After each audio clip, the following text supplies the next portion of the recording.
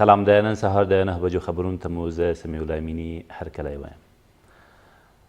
د پکتیا په مرکز کې د یو موټر بم چاودنې له امله یو کس وژل شوی او 6 نور ټپیان دي. د پکتیا د والي ویان زیاتوي دغه پیښه تېر مازدیګر نږدې 3:30 بجې د ګردیز ښار د دویمې امنیتي حوزې اړوند پکتیا پوهنتون ته نږدې په یو موټر کې د ځای پر ځای شویو چاودونکو توکو د چاودنې له امله رامنځته شوې ده. د نوموړي په وینا د دغه برید موخه د زرمت ولسوالۍ د پاڅون کوونکو یو قمندان چې عزیز الله نومېده و او هغه په دې پیښه کې خپل ژوند له لاسه ورکړی، یو ساتونکی، یو ولسي وګړی او 4 نور زده کړیالان ټپیان شوي دي.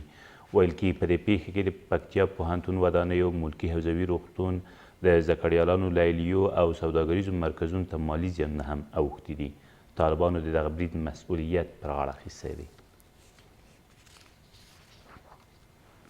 له دې سره سم ولسمشر غني وایي پر ملکي وګړو، روزنیزو مرکزونو او ټولګټو ځایونو برید بشري جنایت دی. ښاغلي غني د پکتیا په مرکز کې د شوي موټر بم د برید له غندلو سربیره زیاته کړې چې ترهګر په دې ډول کړنو سره د ودې او د هغو ارزښتونو مخنیوی نشي کولی چې افغانانو د خپل هیواد د پرمختګ او آبادۍ لپاره ټاکلي دي. ویل کېږي په دغه موټر بم برید کې چې تېر مازدیګر د ګردیز ښار دویمې امنیتي حوزې اړوند سیمه کې رامنځته شوې، یو کس وژل شوی او 6 نور ټپیان دي. سیاسي لانجې او د حکومتي مشرانو اختلافات د افغان ځواکونو د تلفاتو د زیاتوالي لامل شوي دي. د مشران جرګې لومړی مرستیال وایي افغان ځواکونه خپله دنده په سمه توګه پر مخ بیایي، خو ناسم مدیریت د دې لامل شوی څو ورځ تر بلې امنیتي ننګونې زیاتې شي. د دغې جرګې مشر بیا وایي چې ولسمشر او امنیت شورا باید په بادغیس کې د 40 کمانډویانو د وژل کېدو څرنګوالی په جدي ډول وڅیړي. په تورخم بندر کې یو شمېر کاریګر او موټر چلوونکي د کمیسارۍ اړوند پولیس پر باج اخیستنې تورنوي.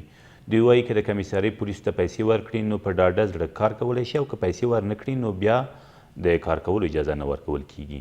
له دې سره سم دغه بندر د کمیسارۍ مسؤلین په دغه برخه کې فساد ردوي او دا چاره د کمیسارۍ د بدنامولو لپاره هڅې بولي. پیسې ورنه کوم موخې مو چې پیسې ورکړو نه موخې بیا هم پرېږدي کمیسارۍ کې موږ سره لاس ګاډي هلته هم رانه اخلي، هلته پاس مخکې هم رانه دا چا والی خبره هلته مې ګنډه خواته وړله چې جالر کې ننوتم راویې باسم ویې او نه یې بېرته راوشاړله. ویلچر راوستې دا د لاس ویلچر دلته پیسې 2 نفرو په جنګ د عسکرو یو وارې مې ګېټ له راوستې ایران پیسې واخیستې بیا یې بوتله کمیسارۍ مخ ته بیا راوستم بیا رانه پیسې واخیستم په هغې مې خپل مستر چې زما نه ویډیو مو کړه پیسې خو دلته اخیستې شو. آصف او عصمت په نامه 2 کسان دي، هغې کمیشنکاران ټاکلي دلته پیسې ویله اخلي او له راوړي. چا ټاکلي ده؟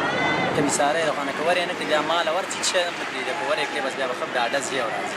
پلمبر راسي 2000 روپۍ ورته ونیسي، کوم پلمبر یې هغه واړی او کوم پلمبر کې هغه نه پرېږدي.